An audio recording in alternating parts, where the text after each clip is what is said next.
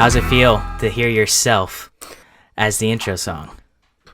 It's definitely cool. I remember the first time you asked me if you could use one of the songs. Yeah. Which one was it? It was Pretty New Diamond. Yep. It was Pretty New Diamond. Because I had to answer an email from YouTube stating that somebody was trying to steal really the rights, or somebody was trying to use without permission. I had to actually send him an email saying, no, I gave him permission. I never knew that. Yeah, I think YouTube emailed you because Who Gives A Dram? Well, actually, YouTube emailed the distribution company, which then emailed me. So yeah, because what YouTube does, and by the way, thank you for tuning in to Who Gives A Dram. This is episode 106.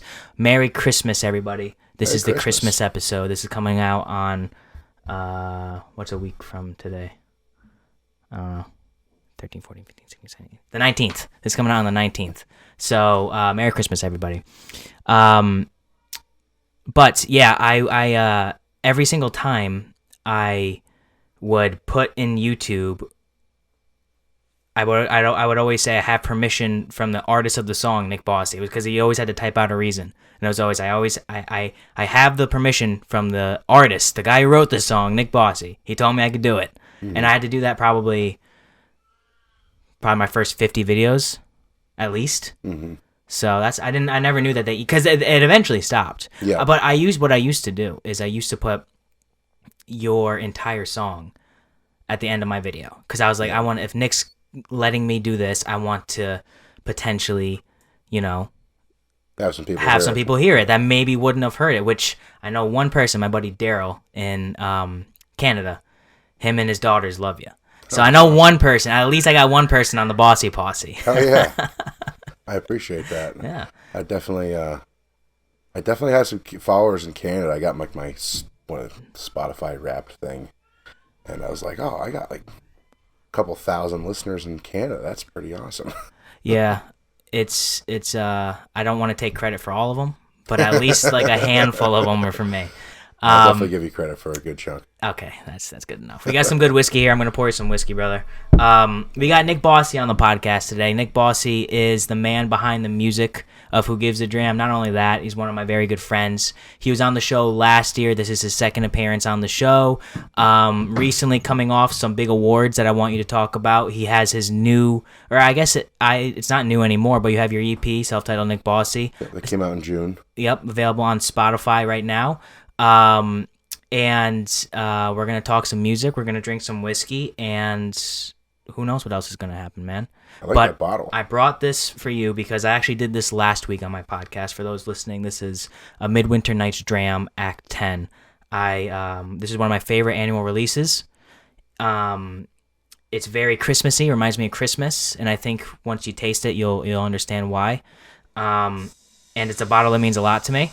And it's new, and I figured you probably haven't had it before. So I definitely have not. I'm excited to try it. We're going to pour some. Toast to that. Where's your glass? There it is. This is, Kale, if you want some of this too, you're more than welcome.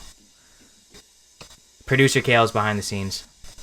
Make sure you poke your head and say hello. Please don't. Viewers will go right down. Cheers. Brotherly love right there. Something like that. Ooh, smells good. Thank you, sir. Bruh. Ah, that tastes so good. That's amazing. I haven't been drinking a lot of whiskey recently. I haven't been drinking at all. Just because. Isn't this a whiskey podcast? Of course it's a whiskey podcast. But I'll drink whiskey when I'm doing the podcast. Outside of that, it's never. Even during the podcast, it's just. Don't tell me you switched over to vodka. No, okay. No, I'm still a whiskey head through and through. Yeah, no, definitely still, only whiskey. It's just like, when, ever feel like, oh, I'm just drinking too much? Mm-hmm. Well, I know you felt that way. I definitely felt that way. It was, I think on the last podcast we talked about how there used to be a mattress right here, like a crack house, and your cousin would sleep on this. Oh, Ryan, yeah. I would sleep on the concrete over there because I couldn't make it upstairs. Just, what was it? I'm ashamed to say what we were drinking. It was Coors Light and Dr. McGillicuddy's menthol mint. Well, that's still what Ryan drinks. And now when I smell it, when I smell that menthol mint, Yeah. I just feel the concrete on my face. Oh man, that's the worst. Brings me right back to the floor. That's the worst. Well, that's still Ryan's drink of choice. Ryan was on the podcast. Oh, he was. And I blind sampled him through 4 different types of whiskeys: bourbon, rye, Irish, and Scotch. And he preferred, his favorite one out of all 4 was the Johnny Walker Black, was the Scotch. So he's a Scotch guy. But I asked him what his favorite is, and he still said Dr. McGillicuddy. I'm like, Ryan, you can't drink Doctor, dude, because you want to fight everybody when you're on Doctor. No, it's when he mixes. True, when he mixes. Yeah. If he has just one or the other, he's fine. But when he puts them both together, it's like the Incredible Hulk. Yeah. You know, meets like a romantic novel, or like a what are those like sad romance movies? That's like I love you, man. I love you, man. Oh man, so Ryan's gonna listen to this back later. He's gonna call me up and be like, "Hey, you motherfucker! I can't believe you were talking shit on me." No, he'll be okay. I'll handle him. I'll handle him. He'll get him some Doctor. Yeah, I'll give him happy. I'll give him a knuckle sandwich. Is what I'll give him. Good luck. Best of luck to you. Thank you very much. I'll need it. I'll die on my shield though. I'll do it. I took one punch from him. You took a punch from Ryan? Excuse me, with a glove. Oh, with the boxing glove? Was it at the St. Patrick's Day party? Nope, it was right where I'm sitting right now. Oh, nice. Because I was probably maybe foot to the left, and we were just kind of body boxing and seated. But we were both drunk. Okay. We each had only the right glove on each, and we just kept kind of like hitting each other around here, and then finally I slipped up. And I gave him a shot on the chin. And it wasn't hard. Like, I can't hit hard. But then he gets all mad. No, he didn't. He was just like, he kind of gave me a look. And I was like, listen, I messed up. Give me a shot. And I said, pull it a little bit, though. Because I don't want to die. He hit me so hard. And I know he pulled it, too. Because I could just tell. Just by, how he is. But I thought I was going to see Jesus. My head went straight back. I whacked my head on the wall. I looked at him, and he of course, he me like, "Oh, you okay? You okay?" I'm like, everything is starry and blurry at the same time. I think I may have a concussion. Is somebody cooking toast by any chance? It's still burning. Yeah, that's scary. Fun. Take a shot from Ryan. What? Speaking of taking shots, what have you been? So the last time we were together doing this. We're drinking Angel's Envy Rye. That's pretty much all I drink now. Is really? Yeah. For whiskey or like in general? In general. I don't even drink beer anymore. Beer, I was always a beer drinker. Yeah. And I don't know, just the last couple of years, it started to really kind of bother my stomach. I don't know if I got a gluten or whatever. It's called getting old, brother. Could be that too. It is. But I just don't get that from whiskey. So yeah. Well, that makes sense because whiskey is just a natural drink, there's not a lot to it. Mm-hmm. It's the most complex drink in ever created. There's not as much of a scientific process in any other drink than there is in whiskey. Besides maybe like the sugary crap, like manufactured. Yeah. This is all natural, all from the earth. It's all but the way it's fermented, the way it's distilled, there's nothing more complex. But because everything is natural, at least for me, I can drink a healthy amount of whiskey and not wake up with a hangover. But if I'm drinking like Coors and Doctor, this is delicious. I just have to say, I'm sorry to interrupt, but this, I'm even right now still feeling like the aftertaste of it. Yeah, it's delicious. I'm weird sometimes with aftertaste. That's my biggest thing. If I like it.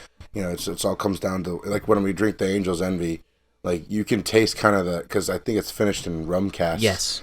It has, like, that, I don't know, I don't even know, I'm not really a huge, I don't talk about what I drink, so I don't know how to describe it exactly. I think I had the same problem in your last podcast. But there's almost like a vanilla taste in the aftertaste. Yeah. And that was what sold me on that whiskey, and that's why that's really all I drink now. Yeah, well, you did say that in the last time, and I remember being impressed because it's finished in rum, and rum is a sweeter, spirit. Mm-hmm. So I was like, oh, that's actually like the beginning of something that could make sense if you were like doing a tasting, like if you were performing a tasting. That's the beginning of what, not as correct because everyone has their different tasting notes that they come up with, and there's no right answer, but that is one of the more universally known ones. Is it only Angel's Envy Rye? Like, have you experimented with any other whiskeys? No. I thought the night, not the last time Kale and I were here, we all know what happened, but I forgot what we were drinking that night. We were drinking whiskey. You brought out some whiskey. Yeah, I brought out the Rabbit Hole. It was the. Didn't I send? It was the K-Fill? Yeah. Yeah, it was. Yeah. Yep. Yeah, it was the Rabbit Hole. And you didn't like it. I wasn't a huge fan of it, to be honest with you. Okay. I mean, I drank it. I mean, I'll definitely drink that over cheap whiskey. Yeah. But I don't know. The aftertaste kind of hung with me for a while, and I just wasn't a huge fan of as I said, for me, it's all about like that aftertaste, like how long it sticks on your palate and then your throat. When you could like taste something, like you'll sip it and you get a certain flavor, but then you'll get something else at the end. And if I don't like that something else, I don't care how it tastes when I first hit it. It's if I'm sitting there and I'm like, okay, I want something else to drink now because that kind of tastes like ass. You know? Okay, yeah, that's fair. The finish. I didn't mind it. Like, it wasn't horrible. I would definitely drink that over a lot of things. But if I was to say ranking right now, I mean, I still have a little bit of bourbon of the Bullet bourbon left, and I like that. That's because you brought me a bottle the first time we did the podcast. I did. A long time ago. Bullet. Oh yeah. That was Life in the Basement. That was Life in the Basement. That's right. That was a whole separate podcast. Yeah. But that one I liked so much that I don't drink a whole lot, but like I think I bought a couple bottles since then of the same one. I don't know. I like something, I stick with it. I'm a creature of habit. You know? Yeah. Well, that's good. I like to think that maybe I rubbed off on you a hair. Definitely. The Angel's Envy was given to me by my friend Van at a show for the first time. He'd always come to our shows when we play at the Phoenix, and he'd always be like, parking lot shot. Nice. But he would bring out like this really nice stuff, and all these guys are doing shots. I'm like, you're not supposed to shoot that. Like, and it was Angel's Envy Rye. No, he brought, so many different types. I can't even remember all the different types that he came with. I mean, stuff I've never heard of. Expensive whiskeys that we would try, and we'd have these little paper Dixie cups we'd pour them into, and we're out there in the parking lot, and everyone's like shooting them, and I'm like, I feel so guilty for doing this right now because this is good whiskey. You're not supposed to shoot Jack Daniels and freaking Wild Turkey. You're not supposed to shoot Angel's Envy. Yeah. So when he did bring the Angel's Envy, though, that was the first time that he ever brought parking lot shots where I said, I'd like some more, please. Yeah. And that was kind of sold me on it. Now he gives me he brought me a bottle for my birthday. He got me. Yeah. I've gone and gotten a couple bottles myself, but like sometimes it's just. I tell you, as we get older, there's the things that you truly enjoy, I think, start to decrease. Mm-hmm. There's always going to be the things that you always enjoy. Time with your family, time with your friends, music in your case. But to me, something that has grown on me since I've kind of grown up a bit, and something that I know will stay with me, is whiskey. Sitting down with a whiskey at the end of a hard day is one of my favorite things. Pairing that with a cigar makes it even better. So I'm hoping you're going down that road of maybe after like a good show or something, you're sitting down there with a nice glass of like Angel's Envy Rye. Mm-hmm. If I had no idea who you were and I knew that you drank Angel's Envy Rye after every show or after like performances, I'd be like, this is the guy. This is the next one. I don't care. I like to, because when I get done playing, I come home and I don't leave everything in my car. I got to unload all my gear and stuff like that. So I come in through that door over there in the basement and I'll unload everything, and I sit in my little computer chair over there, and I don't use the glasses too much. I usually right out the bottle. Not my man. Being honest with you, what I'll do is I'll have like an armload of stuff. I'll come downstairs. I'll stop. I'll pause. I'll grab the bottle. I'll just take it a little bit, and I'll like kind of almost swish around my mouth. I'll be walking with it, just like drinking it slowly in the back of my throat. Come downstairs. I'll put stuff on the rack.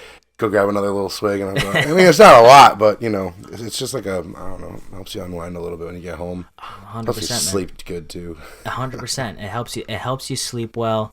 It helps you relax in the moment. Is there like a ritual that you have after every performance? Whether it doesn't necessarily need to be whiskey based, but is there something that you do after every time? Because you perform a lot now, but you have a lot. I feel like you have a lot more things to do after you perform. Yeah, no, I mean, well, one of the things I've always liked to do when I played like band shows, I would always come back with my drummer because he would help me unload gear, and we just kind of like analyze our performance for the night, and we would like criticize all the mistakes that we made through the night and laugh about it, and be like, okay, next time we got to go try to not fuck up quite as much. But I wouldn't say I necessarily have a ritual. I definitely, when I get home, I always listen to music in the car. If I'm not listening to music in the car, something's wrong. Yeah. But I'll get home from a show, and I usually will sit in my driveway, I don't know, 10, 15 minutes just listening to music. And, I also like go on Instagram or whatever and check out people's stories that I've been tagged in, and I like to listen to what people recorded of me so I can see where I messed up. I'm so critical of my own performances. I'm like, oh, you fucked up right there. Oh, you missed that chord right there, you dumbass. You stupid fat son Jesus of a bitch. looking motherfucker. You stupid son of a bitch. Whereas no one else notices. It's no one only else you. notices at all. They don't give a flying fuck. No. They're like, oh, there's music over there. It sounds good. What about before you perform? Is there something that you like to do before you perform? Because I know a lot of who was I just listening to? I forgot, but they always said they would take a shot of whiskey before. It was a rock band. I forgot. I have definitely played shows where that was like a thing to amp us up beforehand. Yeah. One of the things that I do is I smoke my pipe. You're such a cooler man than me. I gotta get on that, bro. I got a corncob pipe that I've had, I don't know, since I was probably 18 because I bought it myself. And I got carded when I bought it. I bought it at Sonny's gas station in Voluntown. Oh. Back when I would hunt with a bunch of crazy hillbillies up there. And I don't know. I used to drive around in my pickup truck smoking my corncob pipe. I'd smoke Borkum Riff pipe tobacco. It's vanilla and prunes. I think that's the flavors. Huh. Kind of a little bit like this. Yeah. Vanilla and prunes. If you smelled it, like not smoking it, but like just smelled like the actual tobacco in the pouch. Mm-hmm. Every time I'm like, hey, smell this to anybody, they're like, oh my God, that smells amazing. Then I smoke it, they're like, oh, it's a little different when you smoke it, a little stronger or whatever. Yeah. But it's like a cigar, Yeah. Honestly, I like it because with a cigar, I used to smoke a lot of cigars. I like cigars. I like going to different cigar lounges and stuff. I think it's a fun time. You go have a drink and you have some. It pairs well with a glass of whiskey, but sometimes with cigars, like you don't always necessarily have however long it takes to smoke this cigar, and then you're putting it out, or you're trying to cut off the the end of it where you burned, or and you're trying to save it for later, and then depending on how much of it you smoked or whatever, sometimes like moisture gets saturated in there, and it kind of makes it, I don't know, I want to say soggy, but like what I'm talking about, they get kind of shitty after the first time you smoke it. So what I like about smoking a pipe is that you can just, if I want to just take like 3 little hits and just sit there and blow smoke rings, I could put just a tiny little bit in the bottom of the bowl. Mm-hmm. If I want to smoke a big fat bowl pack of it while I'm driving, and just go right ahead. But I can control the amount, and the freshness stays because it's in a resealable bag. Yeah, that's a great point.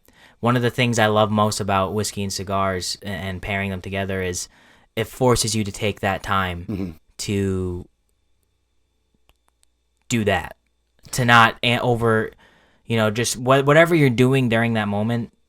I'm sure a bunch of people work during that time. I just choose to chill, but you're focused on whatever is right there. You can't leave. If you're in a cigar lounge, you should. I think you can leave. I think you should take that time while you're smoking a cigar to enjoy what's there. Mm-hmm. I think smoking a cigar is a very like I don't want to say spiritual experience, but it's one of those times for me where I can be by myself, I can be with Kale, I can be with my friends. It's spiritual to you. It's like spiritual to me. It's a moment where I can reflect, and I can plan, I can brainstorm, I can do a lot of different things when I'm smoking a cigar and drinking whiskey. And it's proven that whiskey is healthy for you. A glass of whiskey a day is healthy, and cigars greatly increase your testosterone. So I consider it a healthy activity. I think my wife would maybe argue differently. A lot of people would, but but what's that Arnold Schwarzenegger? I like to smoke stogies. Yeah. Because I am a stud. Exactly.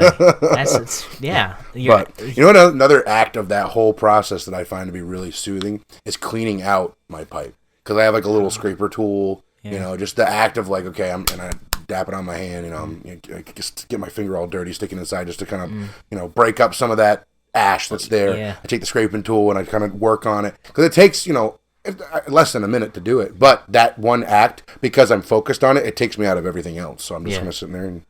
Sometimes you need those little... My grandmother's going to see this and freaking... I was listening to... I was listening to David Goggins on Joe Rogan, and I'm not a David Goggins fan, nor am I I just don't know him that well, but he said something interesting in the beginning of the podcast where he said, I don't take vacations. What my vacation is taking a few minutes in the shower or driving or something where I'm focused on that and I'm not focused on the task. I'm focused on myself. So like I resonated with that because I don't really take a whole lot of vacations either. I know you don't, but it's like taking a few minutes in the shower. Like I do think about life and I think about, you know, maybe the day ahead or what I want to do, what I want to accomplish. Driving is another, like, especially to work in the morning, is another mindless activity where you're kind of just enjoying the moment. You're enjoying being where you are. Eating, for me, I try not to work when I eat. Same. I try not to work when I eat ever. I try to just do that. Like I technically like work through lunch, but I'm always just eating at my desk. I'm never working while I'm eating. It's always just eating at my desk and not clocking out. So hopefully nobody watches this. Nobody heard that. Yeah, no. This is only going to be between you and me. No one else is going to hear this. No one's going to hear this. This is just a private conversation. Exactly. Private conversation amongst friends. It's just cool. It's laid back. I've always wondered what like you did before a show. It's interesting that there's no real like set. I will tell you one thing that I do that not most lead singers can say that they do. I'm the first motherfucker there. And a lot of times, I knew that. I'm there before, you know, sound guys. Mm-hmm. I'm there before, you know, crew, whatever it may be. If I'm playing at a bar, I'm usually there when the first bartender shows up. Like, I'm the first motherfucker there. I don't know what it is about, because I don't need to be. Like, I could show up, you know, when everybody else shows up. Yeah. But there's something, I'm like wicked punctual. Actually, I'm, you know, beyond punctual. I'm early for everything when it comes to music. You know, I'm always early. And I like to be able to, when like, especially when I'm playing with a band or I'm playing with my bass player, Rob, you know, I'll wait till they get there and then I'm helping them bring their stuff in. You know, I'll be all set up, ready to go. And, you know, I'll go out and help them carry their stuff in. I'll talk to them on the way in. You know, gauge how everyone's feeling. Like, everybody's cool. Everybody's, you know, everybody's chill and ready to play. Mm-hmm. There's an issue or something that's there, you know, talk to them for a minute just to kind of, like, get it out, you know. Okay, oh, yeah, I'm frustrated today. I did this. What, you know, want a drink? Let me buy you a drink. Let's go smooth this over before we go up there and perform. Because I want to put out the best possible product that I can. Well, that's why you're going so far. That's why you keep accomplishing goals and winning awards, because you take it extremely serious. I do. Like, then that's, you can't succeed if you don't take something serious. That's the truth. You can go to a certain point with talent or with like money or like you know, if you're kind of just born into it, but it's the passion and how dedicated you are that's gonna have you go past where maybe it's easy for you to land. It's the drive, man. I just have a drive that I want to do this with my life. Is this something that you think, you know, eventually you'll just be doing this? You'll just 100%. Be, and it's not that far in the future. You think so, really? Oh, I'm manifesting it. As you should be, man. You know, you've been manifesting it for a long time, and it's every year it's gotten a little bit bigger. You know, now there's definitely some shortcuts that I could have taken that I didn't take. You know, just doing things my way has, you know, what I'm looking for.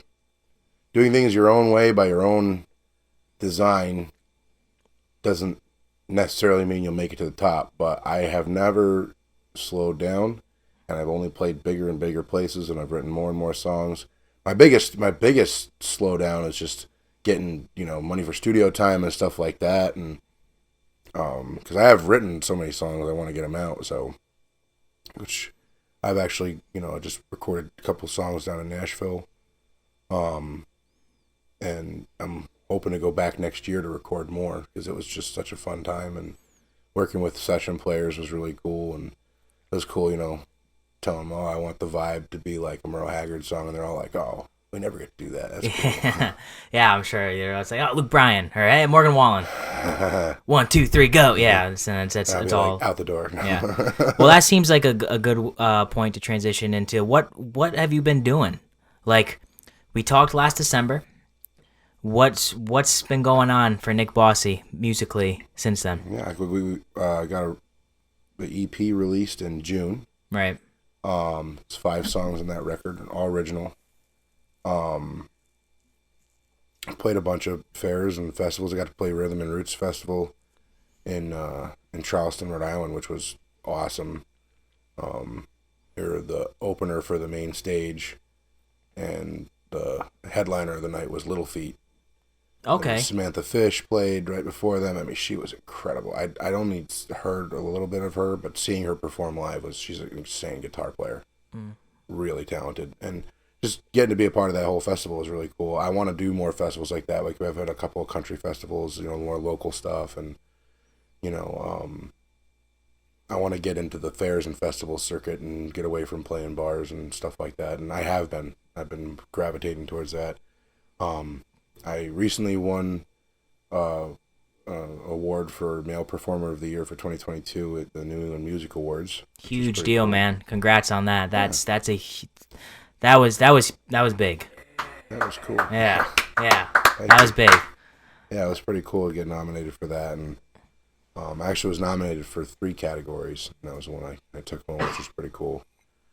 And then the most recent accomplishment was winning the Locals Live contest at the Mohegan Sun Wolf Den. Yep. It was pretty cool. I got to play the first round with me and my pedal steel player. Well, it was just the 2 of us for the first round. Oh. And then the Northern Roots joined us for the final round. And okay. We won the show, which was awesome. The judges loved us. The other bands were awesome. Hawkins was great. And, Bad Mesa was good. They were just all nice guys. We were kind of hanging out backstage before, and I hope you win. And we had a great time, and we just booked a show there for the spring. Oh, awesome! For Wolf Den, so that's we'll be back awesome. there, like an actual full show, and not just a 20-minute set. So it'll be fun. And for those listening that aren't from where we're from, the Wolf's Den is in Mohegan Sun, which is one of the biggest casinos in the world. So that is no small venue. It's a pretty big casino. Foxwoods, I think, is like the biggest in the country. Foxwoods is definitely, maybe and they're biggest both in the within country. Only a few miles. Yeah, so where we live is, just for people and listening in reference, we live in an area where there's, like, over here there's a casino which is the biggest in the country, and then over here there's another casino that's probably the second biggest, second or third or fourth biggest in the country. There's 2 huge casinos where we are. So they have huge names, massive touring acts. Like, oh yeah, the biggest names in the country will perform. Not it was cool necessarily at the Wolf's Den, but the huge Wolf Den names. has huge names will play perform there there too. Like like when you go down into the green room area underneath the stage, there's like there's all the walls are lined with people's signatures and bands. I mean, Alabama played there. The Nitty Gritty Dirt Band played there. Thought I saw Morgan Wallen's name on the wall. Cool in the Gang. I mean, yeah, huge names. There's tons of people that play there. I mean, a lot of local places, people too. But like, the amount of big time bands that played there was pretty awesome.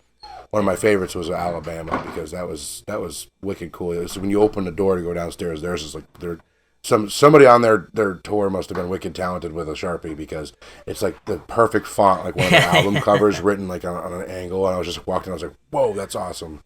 And then right next to them is Nitty Gritty Dirt Band. I've never heard of the Nitty Gritty Dirt Band. You definitely have. You ever heard the song Fishing in the Dark? I probably you have. You and me go fishing in the dark. Oh yeah. Yeah, of course. Yeah, that's like I think their biggest song, but It was just cool to get to play on that stage, though, because it was, nice and professional. It's funny, because anytime I go to one of these places, whether you have, like, a big sound crew or whatever, I just make fun. I make friends with all the stage guys, all the sound techs, the lighting guys and whatnot. I'll be hanging out with them, smoking in the back and behind. All the other bands are chilling and partying and stuff. I'm hanging out with all the road guys. I'm like, these guys have stories I want to hear, Yeah, well, those are good friends to make too. Yeah. You never know in a pinch if you need a sound guy, if you need, that's for sure. And that's like the route you're going on is, like you said, the last time we spoke, we talked about what's the first venue you ever played, Mystic Pizza 2. Mm-hmm. And then now it's gradually transitioned into the Wolf's Den and playing these huge fairs and festivals, and it'll continue to go to, from there. So you'd said that you're going to manifest that, and I totally believe you. Is there... You still have plenty of time, obviously. There's you're young. I mean, you're older than me. Let's be honest. I just turned 29. Yeah, so you're kind of old, but I'm just kidding. No, I'm just kidding. Speaking about that, no matter how old I get, I'm always young to somebody, And at some point, I'm like, yo, I got kids, I got dogs, I got a mortgage, I got married, and at some point, you have to take me as at least being a little bit old. You know what I mean? I'm not a pup anymore. I got some stuff, man. I'm 6'2", almost 300 pounds. I'm not a little kid. I'm not that young. But then some guy's gonna be like, "Oh, you don't know how good you have it." I'm like, "Fuck you! Shut the fuck up." Sick and tired of hearing that. I pay taxes out the ass, man. You tell me I'm not old enough? Fuck you. You go to the kids, and you're like, I got kids to feed. And you're serious. You do have kids to feed. I actually do. But, yeah, no, it's no matter how old you get, there's going to be somebody going, oh, you don't know how good you have it. That's what? True. They're not wrong. No. I don't always want to hear that. Exactly. It's like, I agree 100%. What I was going to ask is this... At 29, let's say when you were like 22, 23, did you imagine at 29 that this is where you'd be at? I wanted it, but I didn't imagine it. I didn't think it was. Not that I didn't think I could do it, but I just didn't know that it was going to happen. Yeah. I wanted it to, and I did. Just like I said, when you do things your own way, it takes a little bit longer. But yeah, I do the same thing with the podcast. It's like I do things how I want to do it. Some monetary reasons, as to why, like as a musician, I'm sure, you want better gear, you want these opportunities, you want to go to Nashville. It's just like, well, I can't just throw around $3,000. It's the same, with money makes I hate money, bro. Let me just say that. I think, like... I love it, but I hate it. I think it's so stupid how everything costs money. I think it's so dumb. Okay, this is a total rant. What the hell is money based on? They say it's on gold, but is it? It's not. Why? So, okay. Not anymore. It used to be, I know that. But what the hell, do we even, is there a legitimate reason that the government can't just print $2 trillion and pay the debt? Is there a legitimate reason? Now, I'm not a politicizing man. I don't know this stuff. I don't know the ins and outs of all that money, financial I think guru there is stuff. a name for that. I think it's called communism. No, honestly, man, I don't know. I'm not real big. I used to be into politics. Now I just let it all go because I realize that none of it makes any sense and none of it really matters. It doesn't. And that brings me to my next point. My new song is coming out on January 1st called Common Ground. And one of my lines in the song is, I don't care who you vote for because all politicians lie. And that's my stance on that. I don't give a shit about either side. As far as politics go, I think that a two-party system in this country is breaking this country. It definitely is. It's so weird that you have, okay, this is who you have to choose from, this person or this person, or they have to be aligned. What if I don't like party. either of them? Exactly. Well, you got to vote. You got to do your civic duty. Well, I think they're both shit. Is there anybody else running? You write in Ryan. Yeah, right. Yeah, so you're right. Well, Ryan wrote in I wrote Ric in Flair. Chuck Norris 2 times. So there you go. I like Chuck Norris. Ryan wrote in Ric Flair one year. It's like, listen, Ric Flair, he has some great points. He's a man's man.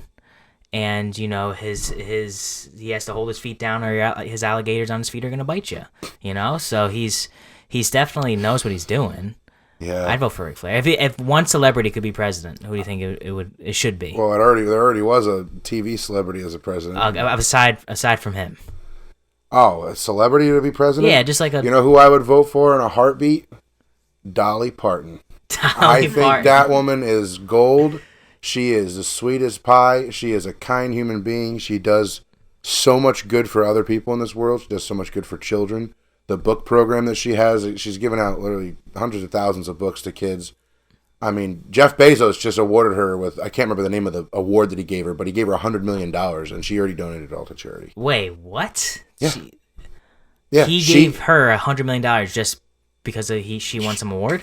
He gave her the award. It was like I think it had to either was Amazon or whatever his... He just is like, this is the Jeff Bezos award. Here's basically, yeah, that's what he did. He was like, no, it was like a humanitarian award. Okay. For being, I guess a good human. But she, honestly, like, you look her up, man.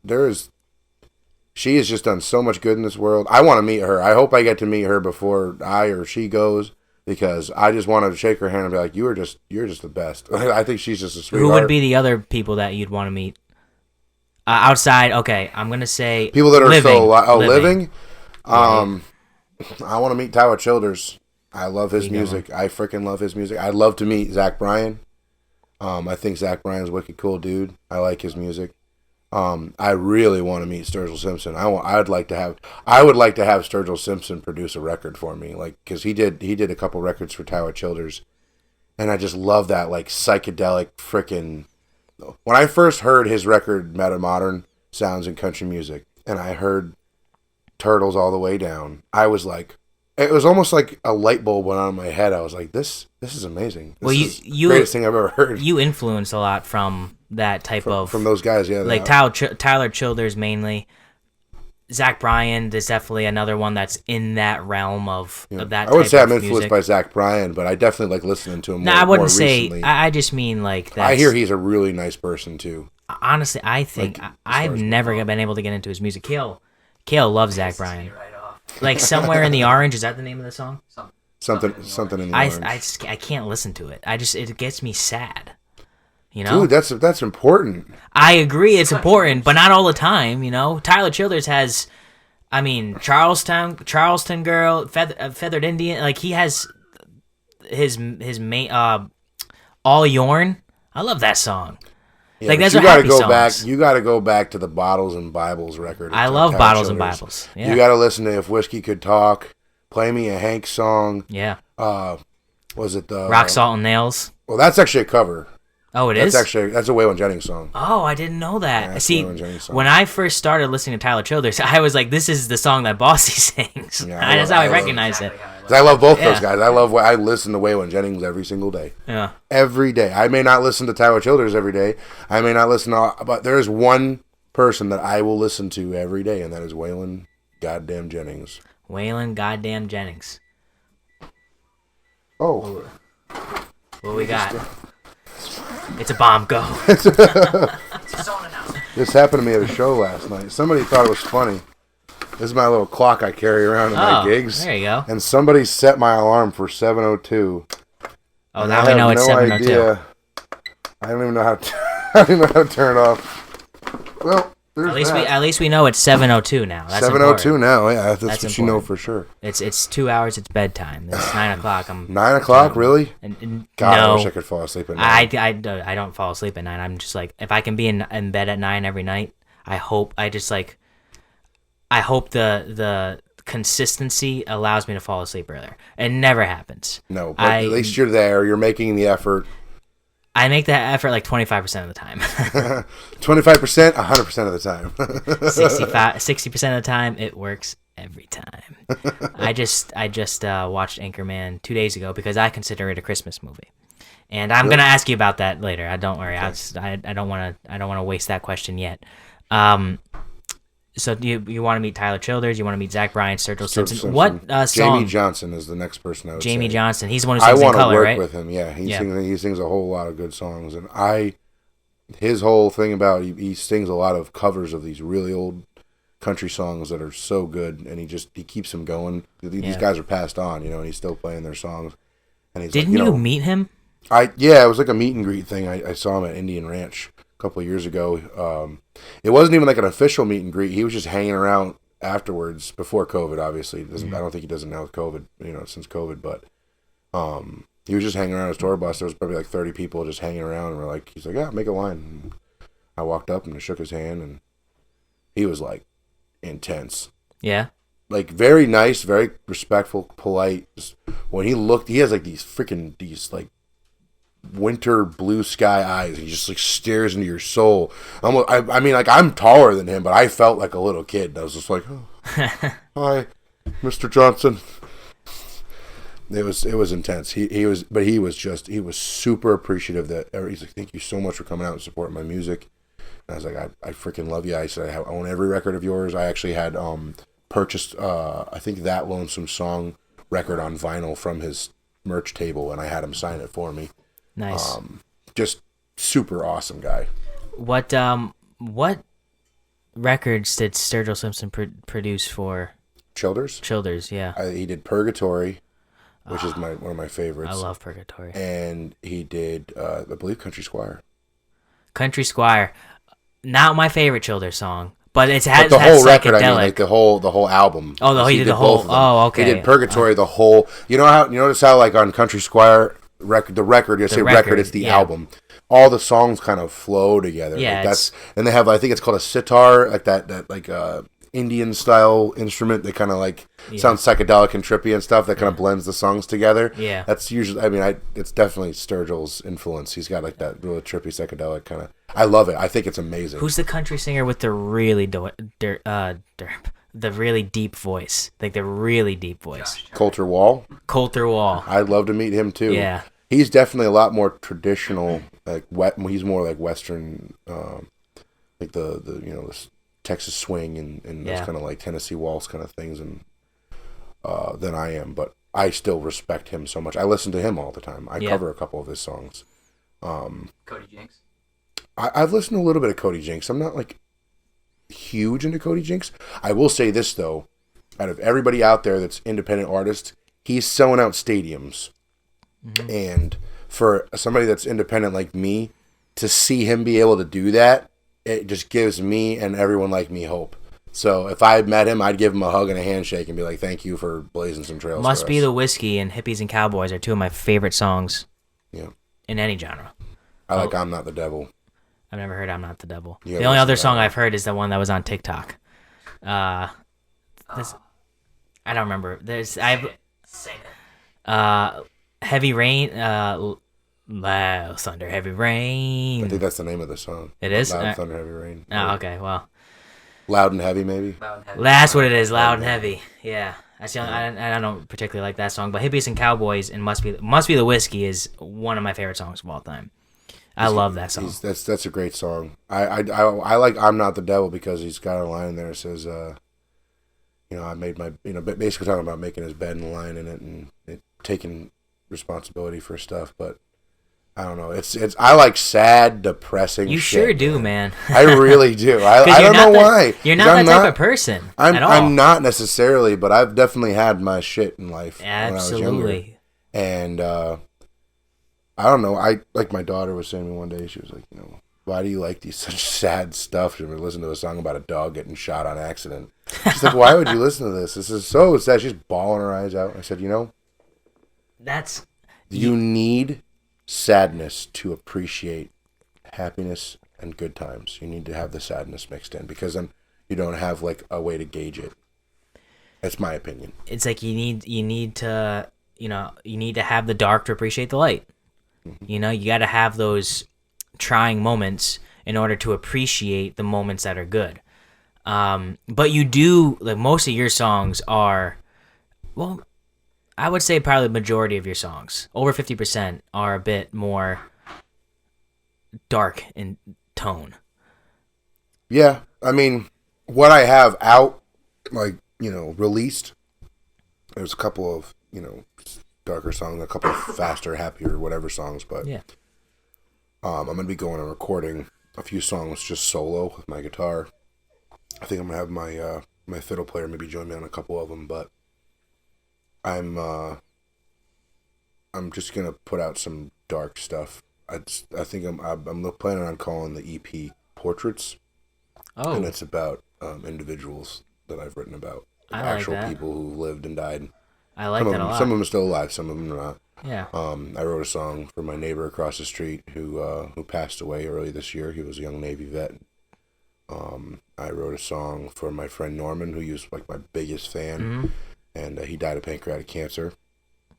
I wrote a song, Happier One I wrote for my wife. Oh.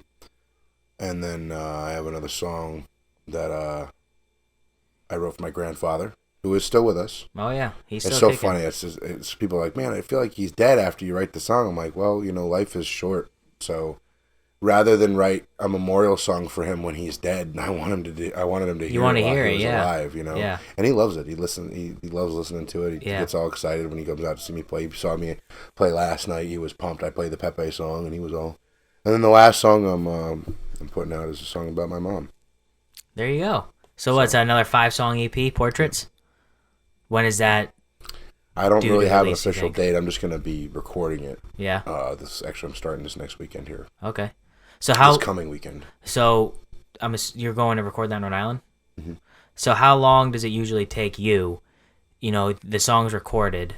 It's different every time, depending on, how it goes down, if it's, if everything's flowing right and things happen quick, like Nashville, I recorded in a set, with session players. I had Dean Miller produced the 2 songs for me. Common Ground, which is going to be coming out January 1st. 28 minutes it took to lay the music. Oh wow! So it just they're fast. Yeah, they're all. My first EP took over a year to do. You know what I mean? It's all different. But yeah. I feel like this next EP will be quick because it's just me. It's just me and my guitar, and I'm gonna probably have my fiddle player on at least 2 of them. But it's gonna be way more stripped down because I put out that EP and I had a lot of fun putting it out and putting it together. But the song that really still is my number one song out there, and the song that I have I think I hit 1.2 million streams like last month. Is What Happened to Country, the original version, which is just me and my pedal steel player, and it's sad and lonesome. It sure is. And as far as listening to my fan base, because I write the songs just me and my guitar. I write a song me and my guitar, and then we'll perform with my band. I'll perform a solo, whatever it may be. It's a little bit different each time. But, I wrote the song, me and my guitar. So, a couple of these, tunes on the EP, we're just going to put them out how I wrote them and see people like it that way. I might re-record Hippie Queen, which is the one I wrote for my wife, and do a more full arrangement at some point. But the rest of them, I intended them when I wrote them to be as stripped down and to be focused on the lyrics and not some crazy guitar solo or, whatever it may be. I want these songs to be focused on the lyrics and not the production of the song. Yeah, that makes a lot of sense. And when I say that your songs are, more darker in tone, I enjoy it. I think it sounds great. It's not a knock on it, but it's kind of the opposite of what you hear a lot from country these days. I would say probably in the past 10 years or so, a lot of country is more upbeat. It's more. Oh, it sells. It does sell. So, does that? Do you think that you'll be able to continue to move forward, writing and performing those types of songs, and not going the? I've heard some country songs that actually have like club beats to them. Yeah, they're like actual electronic drum beats. They do a lot of the stomp, clap, that kind of stuff, and. Which everything has its place, I'm not shitting on them. It's not my cup of tea. I just believe that country music has so much more to it than that. And you think there's a space for that? I know there's a space for it. Look at guys that are bringing it back right now. Coulter Wall is playing he's yodeling while he's singing, and people are eating it the fuck up. Yeah. He's sitting on a bench in some saloons for some of these recordings, just crooning he works on a real cattle ranch in his downtime too. He's actually like a ranch hand. Oh, okay. Bad hombre. And he's singing songs about dying in the dirt, songs about roping cattle, songs about hay in fields, and people are just buying his records like crazy. You know, Tyler Childers puts out a gospel record, and you know, which is everyone was like, "Oh, he's putting out gospel record." That record freaking slaps. It's awesome. It sounds amazing. You know, so many people are like, "Oh, he's not doing drugs anymore. He's this and that." I'm like, he's still putting out goddamn good music. So what if he cut his hair? You know, I'm not going to cut my hair, at least not for a while. It is getting a little long. I might trim it a little bit. It is getting long, and there are rumors. We can't call you Thick Momoa anymore because there's rumors that Jason Momoa isn't going to be playing Aquaman. Really?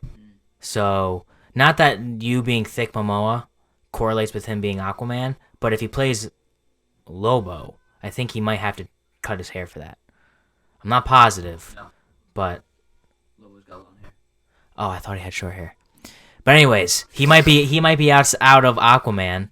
So if he ever needs a stunt double for like a fat Thor thing, I can help him out. You gotta watch the new Thor in the God of War game. I have honestly, I'm so far behind on all this stuff. I don't watch. I'm not. I mean, I like to watch, you know, a little bit of TV here and there. I actually started watching this new show called Tulsa King with Sylvester Stallone, and I fucking love it. I think it's awesome. He plays a classic New York gangster who gets basically did like 25 plus years in prison. He gets sent out to Tulsa to start, you know, making money for the mob back at home. Sylvester Stallone playing a mob guy. Dude, How original. He's like born to play that role. And I mean, obviously, you know, he's 70 something years old now, but he looks great. He still looks great, and he still kicks ass. And you know, I don't know. I found that show to be really good. Actually, I have one episode honestly, I still have to watch. So I'm probably gonna watch that tonight before bed. I've been watching Game of Thrones. I've been rewatching Game of Thrones, and that's all I've been doing before bed every single night for probably about 2 weeks now. I'm obsessed with it. Joffrey just died. Do you watch Game of Thrones? I watched it. I watched every single episode except for the last one because somebody at my day job, came in and spoiled the last episode for me. Oh, that's what an asshole. And I looked at him and I was like, dude, go fuck yourself. Yeah. And I never watched it out of spite. Yeah. I never watched it because everybody told me everything that happened. And then once I was like, yeah, it got ruined for me, then other people would be like, oh, well, did you see that? I'm like, no, I didn't watch it because I got mad. And what a dick. I'm being childish here. Yeah, that's another show I like. I like watching. I got through the Grand Tour. The Grand Tour. It's all the guys from the old Top Gear show. It's Richard Hammond and Jeremy Clarkson, and there's all these British guys that, you know, they do crazy shit in cars, you know, that build homemade dune buggies and drive across the desert in Africa, or, you know, they just do all these crazy things. They drive everything from like shitty French like grocery getter cars to Italian supercars all over the world. They're extremely funny. They're always messing with each other. Like one guy, he broke his arm and he needed, like, you know, one of the knobs for the steering wheel so he could steer better. So they, you know, they super glued a huge dildo to his. I mean, and they're all older guys. I mean, like they're like my dad's age, if not older. But they fuck with each other constantly, and it's all pranks and stuff. And I don't know. I just finished the what they have out so far, and I was kind of bummed because I don't know. When I watch TV, and I do because I really don't get much time to watch TV. Sometimes you need something that's just mindless and something that'll make you chuckle. I like to watch stand-up. I like watching Netflix stand-up stuff. Mm-hmm. You know, I love Bill Burr. I love Dave Chappelle. I love, you know, somebody that can actually make me laugh, you know. I mean, if I could take my mind off of life for a little bit, then I'm going to take it off with some mindless humor. That's what I'm talking about. Those little mini vacations. You spend an hour, just watch Bill Burr or watch Dave Chappelle or watch whoever. You know, having those little mini moments is important. It's necessary. You have to do it. It can't always be on, or else you're gonna die in a year. You know, that's you need to decompress. Exactly. What other ways do you decompress? Like, what would you say like the top ways are that, you know, you need to just chill out. You need to get your mind off music. You need to get your mind off work. What's Nick doing? Stand-up watching stand-up. I'd say songwriting. I know you say get away from music, but sometimes it's very therapeutic for me just to sit down. And even if I'm not writing like a song that I'm going to put out anywhere, I'll just write a little bit of something just to help me with getting something out, you know, just out of my system. Or, you know, I like to play my guitar. I like to mess around, you know, with music. Because I'm just constantly going, you know, I still work a normal day job. and then I play music almost full time on top That of blows that. my mind, by the way, that you're working your day job full time for at least 40 hours. I'm guessing probably maybe even a little bit more. Usually 40 even. I'm not an overtime person. No, well, I don't blame you because you're working. I mean, between everything that you're doing for music, it must be 40 hours. Yeah. I mean, I'm travel, set up, performing, decompressing, driving home. Like that's even if you have a 2-hour gig, you're there for an hour before at least, and an hour after. Usually I'm assuming. more than an hour after. Yeah, and then plus driving. You know, if you're in, let's say, the Rathskeller. Well, I just had a gig 2 weeks ago. I played up in Windham, Maine. Yeah, I remember. At Eric's Yeah. church up in Windham, Maine. That was 3 hours and. You guys didn't stay there that night? Oh, we did. Yeah. That was a late night, and we sold out of a couple of sizes of our shirts, and the owner loved us so much he wanted us back there once a month. I was like, that might be a little bit much, but I definitely appreciated it. Hey, you know. He bought a whole bunch of shirts from us, and a lot of the bartenders bought shirts and koozies and stuff. Where in Maine is that? Windham. Windham, Maine? Yep, it's not. I think it's just a little bit away from Portland. Okay. From Portland. All right. I got a lot of family up there too, so like they all yeah, you came usually out. go to Maine, right? Yeah, Every summer my family's got a cabin on a lake up there, but I have family that lives in Maine too, so it's like they all came out. It was kind of cool because I don't really play up there much, so that was nice to have them all come out. Oh, all the family came out. Oh yeah, the Bosse clan came out in full force. There you go. That's is that something that surprises you because you have so many people that come out and watch it wherever you go, like anywhere you go, that Bosse posse that's a real thing. People will come out and support you wherever you go. Is that like, how does that make you feel that you have that type of support? Extremely grateful.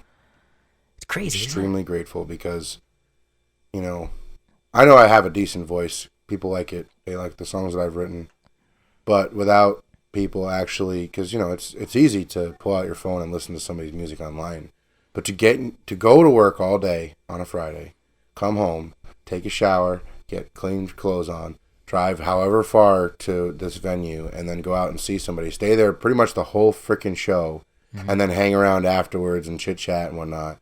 Like, that's a lot of work for them. Yeah. And I'm gonna address the camera here directly. I appreciate that so much. It is an honor and a privilege to get to play for the Bosse Posse, and I thank you for allowing me to continue to do it. So I had to say that at least once here because they just, it's when I played the Mohegan Sun, the Wolf Den show there, the competition. The first thing one of the judges said was, he goes, "Do you always travel with an entire town of people just in your back pocket, just hanging out with you everywhere you go?" And I was like, it's kind of funny because I almost do. But, and it's always expanding. It's always just getting more and more people that are involved, and people they like the music, and they like that I play when I play covers, I'm playing old country. Yeah.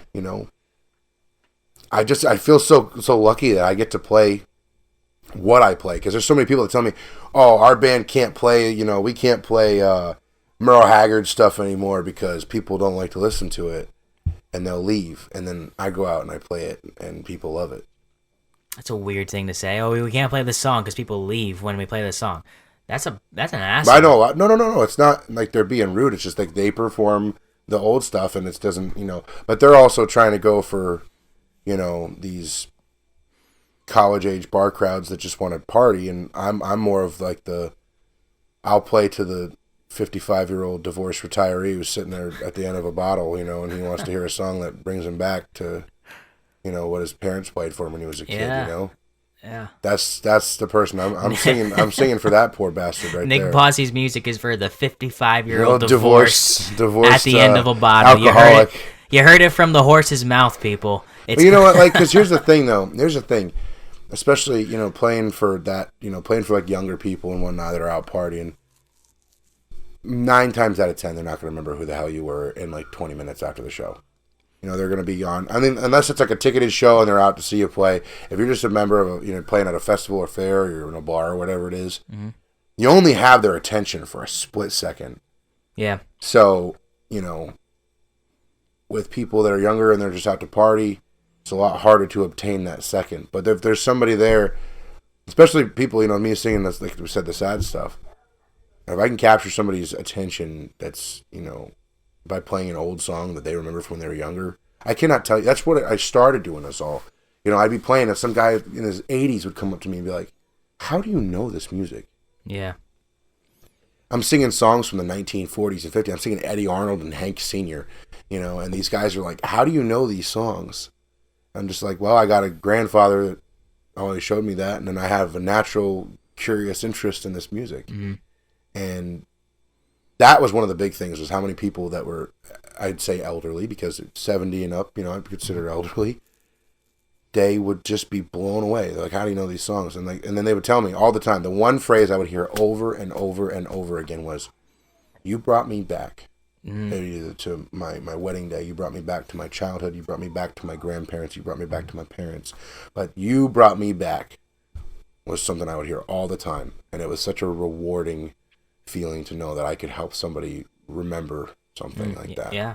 It made me feel so good. It was the only reward I needed. Money and all that stuff aside, followers, whatever it was. I remember this one old lady, she came up to me, she's crying. She goes, my husband died last year. She said, and you played like everything that he loved to listen to, and you just reminded me of my whole marriage and my whole life. Just That's growing so with sweet. him. And I never forget that kind of stuff. Yeah. I'm a very sentimental person. So stuff like that stays with me.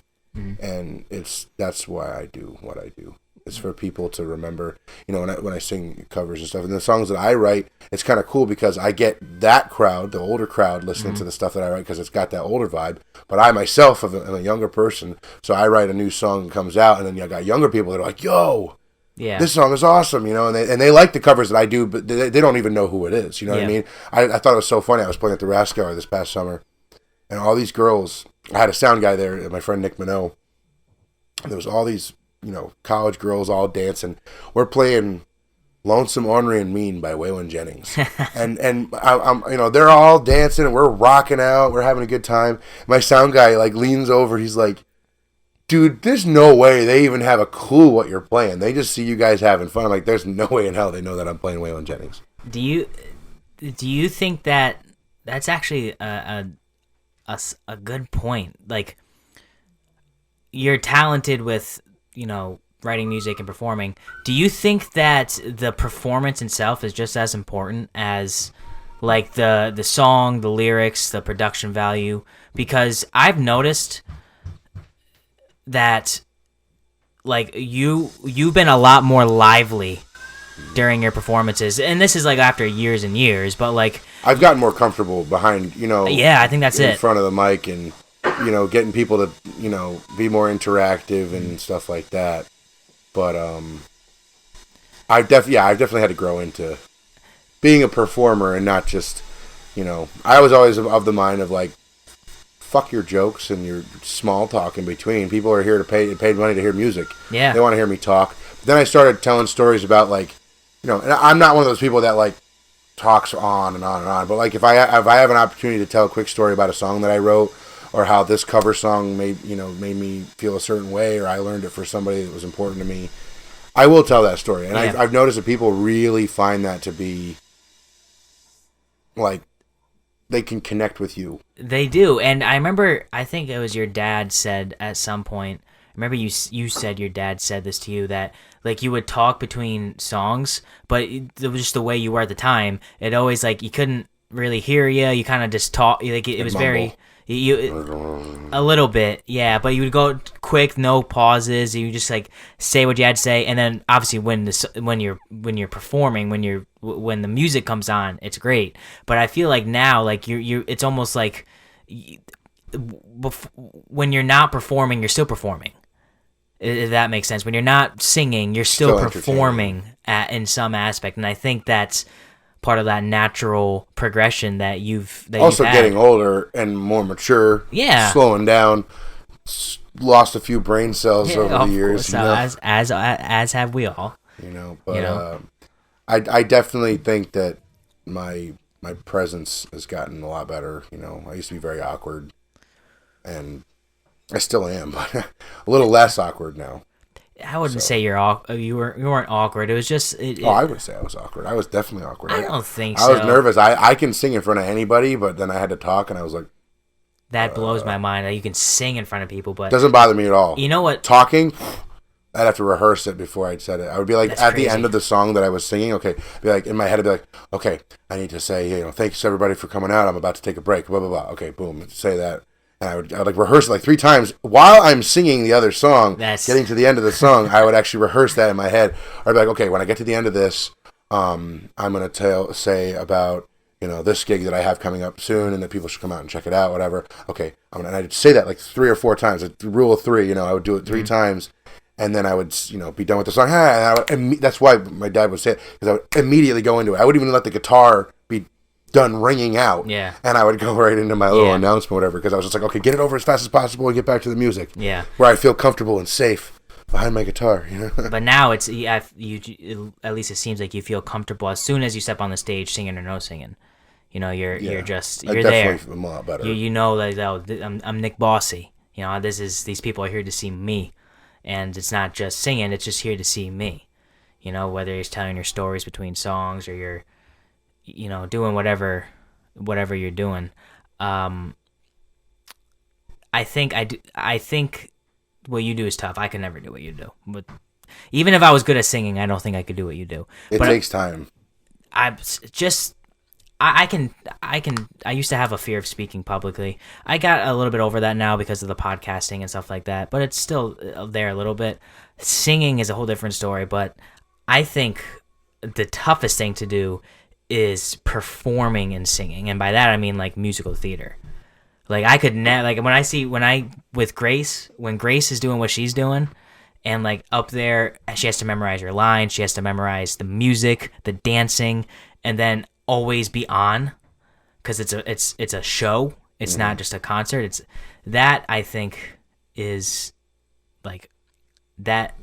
When I think about me, like if someone forced me to do that, I would. So you watched Game of Thrones, like you remember when Tommen died, the king, and he just kind of fell out the window. That would be me. I would just jump out the window. I was like, I can't do this, bro. Yeah, that would definitely. That's not my forte. So there's Pretty sure I got kicked out of theater. There's the overarching question. There's no potential for Nick Bosse to transition to maybe some theater of any kind. I would say no. It's just not my thing, man. I thought you were gonna say yes. No. I mean, Do you think that you'll like? I should say, would you be open to doing any other type of music at all, other than country, other than what you do right now? No, I would say no. I have my path laid for me, and I've been working towards it. I have no desire to deviate. I love blues. I love rock. I listen to a lot of different things. I love bluegrass. I listen to a lot of different things, but I feel like the path that I've set up on is the path that I'm supposed to be on. Even if someone just asked you, like, hey, join this song with me, record the song with me. Oh, I mean, that'd be a different, like, yeah. I don't mean change your trajectory. Something like that, but as far as, like, taking, I wouldn't change my trajectory. No. If somebody was like, hey, man, but I also have to like it, too. I've had some people, ask me for collaborations before, and, they're nice people. It's just not exactly music that I wanted to do. Yeah. Recently, I did do a collaboration with my friend Liz Spencer, and we put out a new single called Annie Mine. I listened to it. I liked it. Yeah. It was very good. But like she wrote that, when I heard that song, I was like, I want to be a part of this. Yeah. Like I liked it that much, just because the lyrics were really good and the story was good. I don't know if you were able to, tell about the story, but basically it's about an outlaw who hangs up his guns for this woman, because she told him, if you don't, I won't settle down with you unless you give up that life. And then once they're together and they have kids and time has gone by, then she's like, you're boring now. And she fucking takes his guns and she goes out and starts raising hell and being an outlaw. That's why I like that song so much. I was like, that's a flip, That is a flip. That's such a flip. And he's sitting at home with the kids singing, Annie Mine, where did you go? Left the kids behind and took my 44. She literally stole his gun. Sounds like a lyric that would come in one of your songs. Yeah, well, I mean, because when Liz wrote that song, she's a really good songwriter, and I really enjoyed working with her. She was a pleasure to work with. She's a talented person. She's also a very sweet person, and working with her was just awesome, and I hope I get the chance to do it again because I like the vibe that she has with her music too. It's got a very classic country vibe, and that song was 100% classic country vibe. You know, that was a great song. Yeah, that was a really good. I really did enjoy it, and I never would have. I think you Instagram story to link to it or something. I never would have known it came out unless if I didn't see it on your Instagram or on your Facebook or something. But I'm glad I did because I did enjoy it, and she's very talented. Mm-hmm. That woman is very talented. Before we close off here, I do want to ask one question because it is the Christmas episode, and actually I have two questions. Do you have any Christmas traditions? Yes. I would say it's kind of a loner Christmas tradition because I'm still building traditions with my family. Of course. Trying to figure stuff out. Like last year we tried to get a real tree for the first time and I found out I'm severely allergic to them. I was so freaking just like sick. Everybody in Ryan's family. Yeah, by the way. Yeah. Well, I really wanted it for my daughter's first Christmas to, have a real tree. Where'd you guys go to get it? We went to a tree farm in North Stonington on 49. I can't remember the name of it. On 49? Yeah. Oh, so it wasn't Maple Lane. That's off of 165, I think. I can't remember the name of it. It's a small farm. It's like a family-owned thing, small thing. But it was really nice. We got to cut our own tree. We had the baby there, but I got wicked sick from it. But I would say the only really tradition that I have is that usually on Christmas Eve, regardless of where I am, before I had my family and when I was a single guy and back when I was at home, I listened to Bing Crosby by myself. Yeah. And now, because the person I used to listen to it with was my grandmother on my mom's side, and she passed away in 2020. I'll listen to Bing Crosby, and I'll have her picture out with me. So that's nice. Sit together and listen to Bing Crosby. Is it just like on your phone or are you? I actually have. Well, I had a cassette tape. Believe it or not, it was this old one I used to listen to with my grandmother. But whatever it be, my phone. Yeah, I have a CD, YouTube, whatever it may be. You should get the Bing Crosby. You have a record player, don't you? You're right there. Oh. Never mind, I moved it. Yeah. There was a cabinet over there. At one point they had it on the wall, but no, I just, I probably could find it on vinyl. Yeah, I get a vinyl. That'd be sweet. Vinyl's making a comeback right now. Sitting down with well, I always go to whiskey because I'm an alcoholic, but sitting down with a whiskey at the end of the night. I like eggnog with a little something in it, A little rum or a little whiskey or whatever I have in my shop at the time. This year, I'm definitely not going to be mixing anything with Angel's Envy because that should not be mixed with anything. Well, Angel's Envy Rye, because it's so molasses heavy on the taste, with eggnog, I'm not a big eggnog fan, so I probably wouldn't like it. But if you like eggnog, that would be a good one to do because it's spicy because of the rye, but it also has those molasses vanilla notes, which I feel like would mix well with the eggnog. Maybe be a good I would try it. I'll try it. I'm down to try it. Anything like that once at least. Yeah, just get a little. I'll do like a little sampler cup of it. Yeah, a little 2-ounce shot in there. It's not. He's got plenty of it. Yeah, I'll usually do like rum or I'll do like I said, anything that's on my shelf. Anything that you got. I got definitely not nothing clear, but nothing clear. No, it's gotta be the dark brown, baby. Yep. But yeah, I'd say that's my only. That's nice. Christmas, and I usually like to watch. I like to again Bing Crosby. I like to watch White Christmas. Yeah, that's a good one. With Bing Crosby because I loved his voice growing up. When I think of Christmas music, Bing Crosby. I'm dreaming of a white. I mean, like that's my Christmas. You should do a Christmas album. I probably would not do that. I might do like a single song maybe, but I don't know if I could do a whole Christmas just album. A cover, just I'm sure he did. Just a 6-song cover of like your favorite. 6 songs. Dude, you should do Little Drummer Boy. That's like my least favorite Christmas song. But you could sing it though. There you go. But you make it twangy. Make it your style, and then, dude, I'd sing "I'll Be Home for Christmas." I'd probably sing that song. I like that song. I think if I could be any singer in the world, I would want to be I would do a Christmas album. Like Michael Bublé. Dude, come on. That's like such a good Christmas album. And he's not a Christmas singer, but everyone knows him because of his Christmas album, and that's how I would want to be. I also love Frank Sinatra for Christmas. And that's why I was asking you, like, would you ever dabble in any other music? Because you're great with Frank Sinatra, and that whole, like, 50s era, you can sing that really well. You have that, like, bravado, a loudness to you where it's... You got a chest voice. Chest voice, yeah. Projection. 3, this is my last question. I'm putting you on the spot, and you have to answer. 3 favorite Christmas movies. Die Hard. We're one of those guys, huh? I am one of those guys. I know Bruce Willis said it's not a Christmas movie, but if I watch it, basically every Christmas, that makes it a fucking Christmas movie. You're not wrong. Bruce Willis. Okay. But it's one of my Christmas favorites. Rudolph, the original claymation. Rudolph Hell yeah, just watched it the other day. Really? Yeah, no, that was like my favorite as a kid. My favorite, and speaking of Christmas songs that you could sing, my favorite Christmas song of all time is Silver and Gold. Really? I've sang that song before. I used to go, so when I cut my teeth for music, I actually used to go around and I would do like free gigs at nursing homes near the holidays, and I would sing Christmas songs. Silver and Gold. I love that song. And that was Burl Ives, right? Yeah, Burl Ives. He was incredible. He had some. His voice was like melted butter too. It was just It's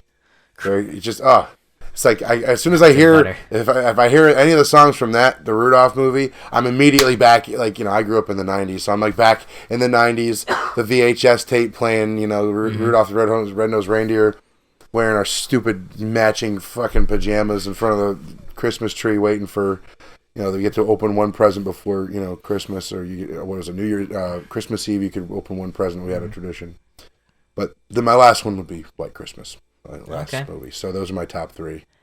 Not in any particular order. That's just the top 3 for me. Rudolph is a good one. One of those claymations would definitely be in my top 3. I don't know if it'd be Year Without a Santa Claus is Coming to Town, or Rudolph. Santa Claus is Coming to Town. That's the one with the Burgermeister Burger, right? Yes. I love that one too. If I had to pick 4, that would be my 4th. But the Year Without a Santa Claus is the one with the Heat Miser and the Cold Miser.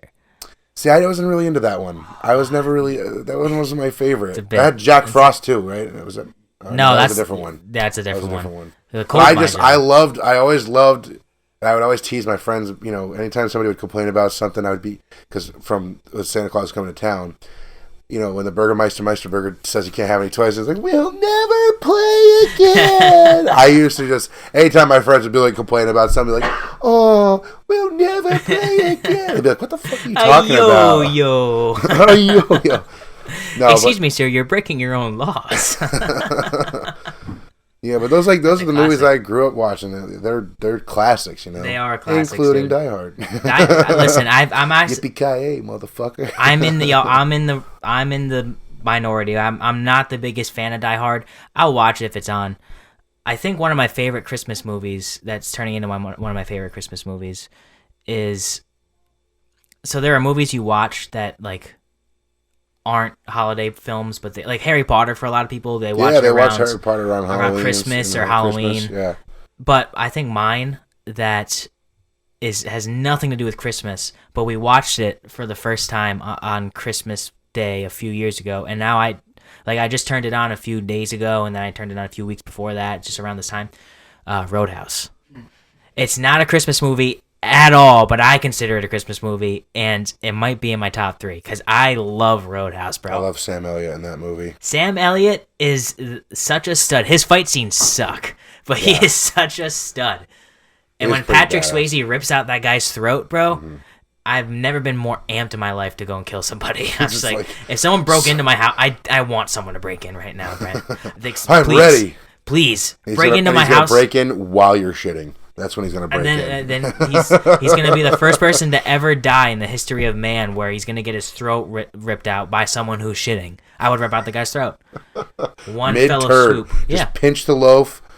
Yeah. And just fucking go and I don't have to wipe because I use Metamucil. So I don't even have to wipe after, bro.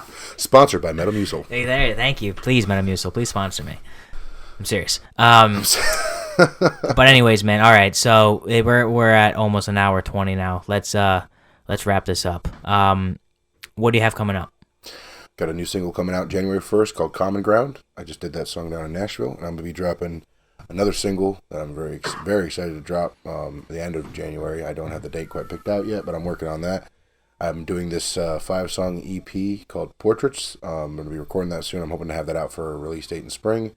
I should be heading back to Nashville in September to record more songs down there too. I just have so many songs I'm going to get out. It's not even funny. What are your this will come out like December 19th. So what's the end of your December look like in terms of gigs? Where are you going to be? December 23rd, my whole band will be playing at the Barn in Groton. Ah, okay. The whole band's going to be squeezed in there. It's going to be a good time. We're going to have a lot of fun. I'm playing New Year's Eve at Tamarack Lodge with like a little trio piece. It's going to be a good time. We have a lot of fun there to ring in the new year. Yeah, a couple gigs. If you want to check out anywhere I'm playing, I have everything listed on my website, nickbosse.com. That's nickbosse.com. You can find links to all my socials there. All my music, I'm streamed on every streaming service, every platform. I'm even on iHeartRadio and Napster if you still use those. Napster. Yeah, I am. I'm on all of them. So if anybody wants to follow my music and see where I'm going with it, I have a lot of stuff coming out and just excited to get more stuff out to the world because I have a lot of songs in my heart I have to get out. I sure do. And at Nick Bosse Music on Instagram, right? Instagram and Facebook. At Nick Bosse Music. Make sure you follow Nick everywhere. Check out his website. Check out his tour or his gigs that he's doing. I almost said tour dates. Soon it will be tour dates. Yeah. Soon it'll be tour dates. I'm hoping so. Make sure you follow the podcast here, Who Gives a Dram, Instagram, Facebook, Twitter, TikTok, at Who Gives a Dram. Check me out on Apple Podcasts, Spotify, wherever you listen to your podcasts, or also wherever you listen to Nick, you can find me as well. Nick, brother, you're one of my very good friends. I love you like a brother, and I appreciate you for coming back on the show. This needs to be a tradition now. Talk about Christmas traditions. Christmas traditions. This is a new one right here. This is it. Every year. You're on I the think Christmas next time, episode. though, we have to have some more festive. We can do that. Yeah, we'll do that. At least hats or something. I actually have a full Santa suit I'll wear for the next one. I'll buy a Santa suit. I'm not even kidding. You buy an elf suit. I'll wear my Santa suit, and we'll just be like Buddy and Santa. Can I sit on your lap? I mean, you say please. Okay, there you go. On that note, everybody, thank you for checking out the show, and always remember, whiskey's the water of life, so let's start living.